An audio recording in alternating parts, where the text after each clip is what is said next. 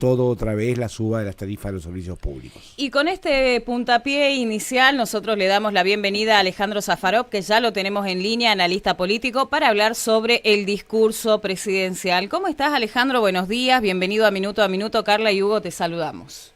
Buenos días, Carla, Hugo y a toda la audiencia de FM Sol. Muchísimas gracias por darnos unos minutos de tu tiempo en esta mañana, Alejandro. Bueno, nosotros empezamos hablando justamente de lo que nos dejó el discurso presidencial. Ayer Cadena Nacional estaba plasmando justamente estos 36 minutos de discurso de Javier Milei y algunas aristas que se fueron desprendiendo justamente a un año de entrar en esta función de ser el mandatario argentino. Contanos vos, desde tu mirada como analista, ¿qué es lo que te dejó este discurso? Sí, como que no reafirmó lo que viene haciendo en cada discurso, el hecho de la situación que heredó el gobierno, de los gobiernos anteriores, ¿no? Una clara reafirmación de esa situación caótica y hoy, bueno, y ayer no fue diferente, con un poquito, digamos, algo de moderación y orden con respecto a las prioridades de los votantes que lo eligieron en ese sentido, y bueno, y remarcando la primera parte de lo que él había dicho que iba a hacer, no el tema, bueno, el tema de la seguridad y obviamente el tema principal, que es el tema económico, sobre todo para los asalariados, que es justamente el problema de la inflación. O sea, el mensaje sigue siendo más o menos lo mismo de cada intervención que tiene. Por ahí hace más hincapié en temas relacionados a cuestiones financieras o que afectan a los actores económicos principales de la Argentina en otros foros, pero en este caso más a nivel general, remarcando, ¿no?, el tema de la situación económica, de la grave situación económica que todavía seguimos atravesando, y el tema de la seguridad que ha sido muy, o que sigue siendo, por supuesto, un tema central para la zona núcleo de la Argentina, sobre todo, más que nada, no es diferente en las ciudades grandes de Argentina, y especialmente la zona núcleo, el AMBA y ciudades como Rosario, ¿no? Yo creo que sigue siendo, bueno, más o menos coherente con lo que viene pasando bueno, y de ahí se desprenden las distintas y otras interpretaciones y otras situaciones que genera ese discurso en la gente. Depende quiénes obviamente lo hayan elegido y quiénes no, y tienen otras razones, ¿no? ¿Qué tal, Safarov? Hugo Krasnobroda. Hugo, ¿qué tal? ¿Cómo estás? Esto no es de propiedad exclusiva de Milei, lo hicieron todos los presidentes cuando les tocó hacer este tipo de discursos, pero sí. ¿Cómo toma usted esto de que permanentemente Milei, cada vez que hable de que tenemos el mayor ajuste de toda la historia, el mejor ministro de Economía de toda la historia, que esta es la mejor presidencia de toda la historia, que no existe ningún país del mundo que haya bajado la inflación como la Argentina? Es decir, esto de ponerse como un líder mesiánico, ¿no? Claro. ¿Lo considera correcto o no? Me parece que es el estilo de él, es el estilo que tiene ingredientes muy argentinos, ¿no? Es una cuestión, una mezcla de la personalidad de él y otros ingredientes que tienen que ver con la argentinidad, ¿no? Con los elementos culturales que tiene la Argentina, y no es casual que haya llegado digamos, a los escenarios internacionales de la política, porque, bueno, hay cuestiones que tienen que ver con esa actitud, con esa personalidad de él, pero también hay todo background que tiene la Argentina y que ha permitido y que ha permeado en los escenarios de poder político y económico mundial. Entonces, él lo que hace Milei es tener una lectura de todo eso y los márgenes para poder para que el discurso pueda penetrar en los lugares donde él necesita, donde el gobierno necesita.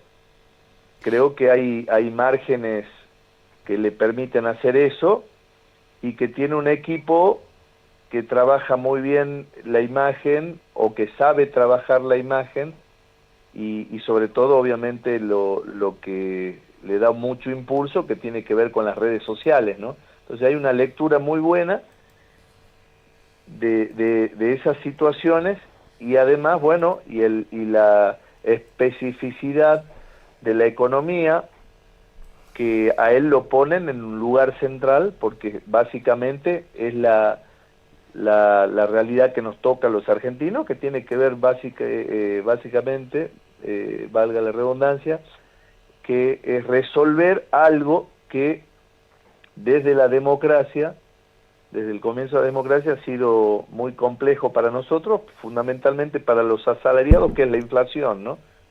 Que en determinado momento pasó, volvió, y que es un flagelo que en muchos espacios políticos lo han negado y han tapado con otras cuestiones. Entonces, yo creo que ese discurso y la insistencia en remarcar todo eso tiene que ver con errores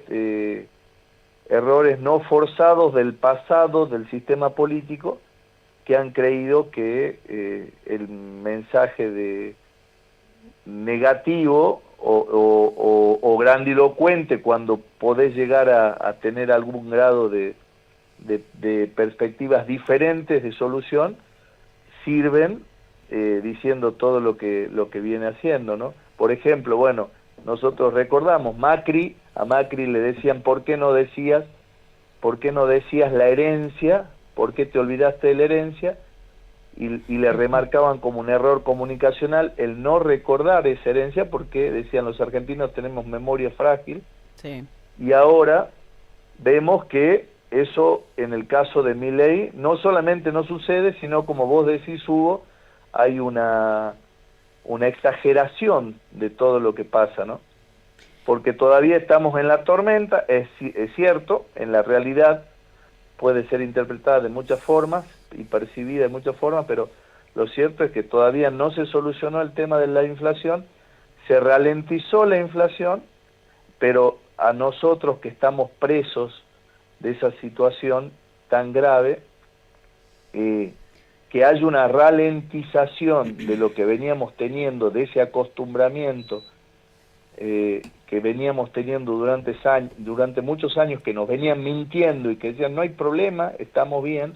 Entonces, un poco de una ralentización en el problema central, digamos, es muy importante, ¿no? Y sí, claramente es un mérito del gobierno. Que te ralenticen un problema que ya era muy penoso lo que nos pasaba con la inflación, ¿no?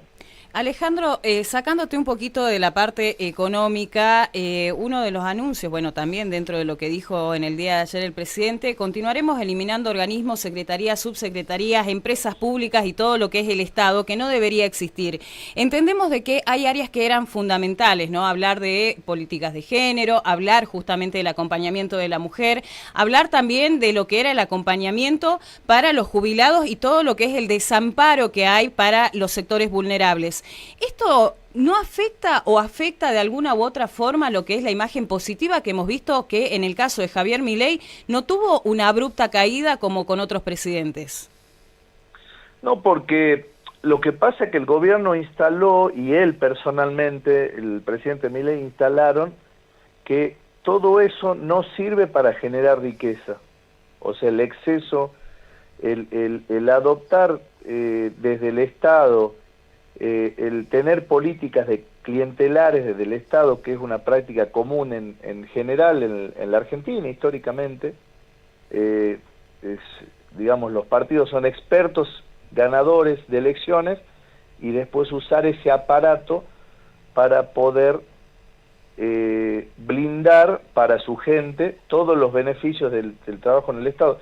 Eso es lo que Milei genera, digamos, en sus votantes, esa empatía de reconocer que el Estado argentino viene manejado, mal gestionado, y son necesarias esas acciones para poder limpiarlo de esas malas prácticas, ¿no? Eso es lo que yo creo que lo que se ha generado. ¿Por qué? Porque la Argentina se formó y se forjó como Estado con distintas corrientes que en determinados momentos, en las crisis que tuvo el modelo de desarrollo capitalista en el siglo XX, fue mutando y congraciándose con parte del socialismo, con parte del anarquismo, con parte del comunismo, hasta llegar hasta el encuentro con los radicales y los peronistas, ¿no? Y el peronismo, que adopta muchas prácticas heredadas de toda esa tradición política que en algún punto, primero, nosotros la heredamos del Imperio Español como construcción en Latinoamérica, y prácticas del Imperio Español, porque formábamos parte del Imperio Español, y que y después en la construcción autónoma que tuvo la Argentina, propia, ya la trajeron los inmigrantes italianos y españoles anarquistas y rusos, el socialismo, el comunismo, y en distintas crisis del Estado fueron mimetizándose con los ganadores de turno que tenían una lectura sobre lo que pasaba a nivel coyuntural. Yo creo que toda esa tradición se está condensando, y lo que hace el gobierno actual, el liderazgo actual, es decir, bueno, tenemos toda esa historia que nos cruza, pero ahora necesitamos eso, y necesitamos entender cómo es ese modelo y cómo poder surfear ese modelo de la mejor forma en un contexto de quinta revolución industrial, dicen algunos, y una economía que está en transición, una transición hacia energías renovables, o sea, otra matriz energética, obviamente que no deja de ser importante la matriz en la que actualmente estamos, que es la matriz de los hidrocarburos, que claramente nos sigue cruzando, pero que intenta despegarse de eso como algo malo, y en una transición también de orden político mundial muy marcada por la irrupción de China, sobre todo de China. Ahora se viene la India de a poco, pero sobre todo de China, ¿no? Entonces yo creo que todos esos elementos están jugando en la economía argentina, y que desde el punto de vista comunicacional y de las necesidades, obviamente había que marcar un antes y un después, porque los resultados que nos dejaba el sistema político no solamente no eran suficientes, sino que estábamos yendo por mal camino. Safarov, le hago por mi parte la última pregunta. Ayer se cumplió un año de la gestión del gobernador Carlos Sadir. ¿Nos podría decir brevemente su opinión sobre el año de la gestión Sadir? Creo que en general, no solamente personalizarlo con el gobernador Sadir, en general en las provincias, salvo algunas provincias que son las provincias de la zona núcleo, porque ya tienen otra clara, digamos, conciencia de lo que significa los márgenes para poder, como decía, surfear esta época, esta coyuntura. En general, Jujuy tiene un problema muy grave, que es, primero, que no hemos resuelto como sociedad el 50-60% de pobreza en una provincia con poca población, con muchos recursos, donde el poder lo ejercen muy pocos, el poder económico también, y hay un blindaje que no deja ingresar a nuevos actores económicos y la política ayuda a ese blindaje, y generalmente lo que sucede es seguir en una zona de confort, en la que uno no avisora más cambios. Entonces, los gobernadores en Jujuy suelen ser administradores de esa zona de confort. No es disruptivo, no nos alcanza como sociedad para poder transitar cambios reales, ¿no? Es como cuando uno va a hacer terapia y te dicen, si querés cambiar eso, tenés que hacer otra cosa, y vos lo pensás un montón de veces porque ves tu zona de confort.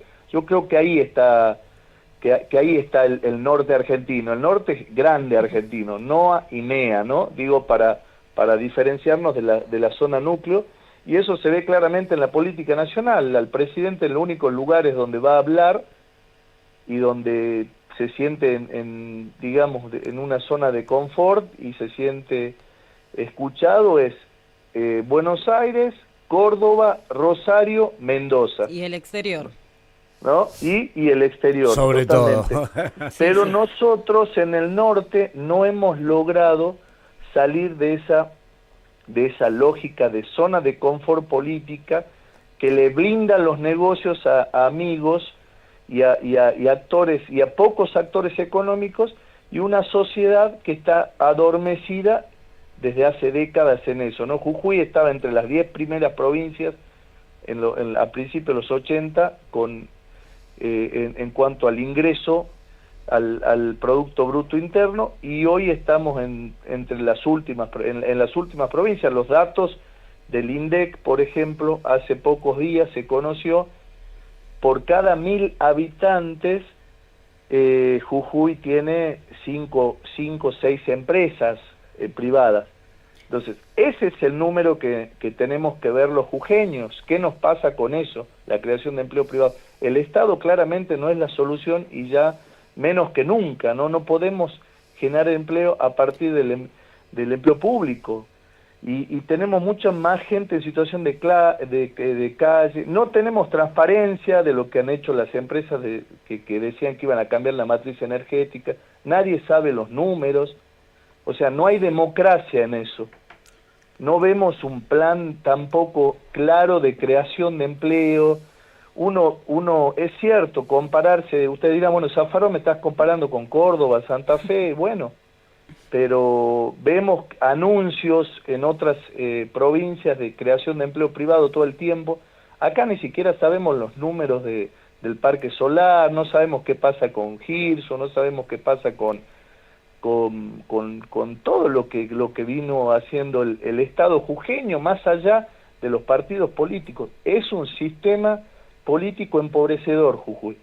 Alejandro, te agradecemos un montón. Entenderás de que el tiempo en radio es riguroso. Si fuera por nosotros nos quedaríamos charlando un rato más con vos, pero agradecemos por tu tiempo, por traernos también una mirada sobre lo que dijo el presidente, pero también sobre el primer año, ¿no?, del gobernador Carlos Sadir. Seguro vamos a tener posibilidad de dialogar más adelante, pero desde ya las puertas y los micrófonos de la radio van a estar abiertas.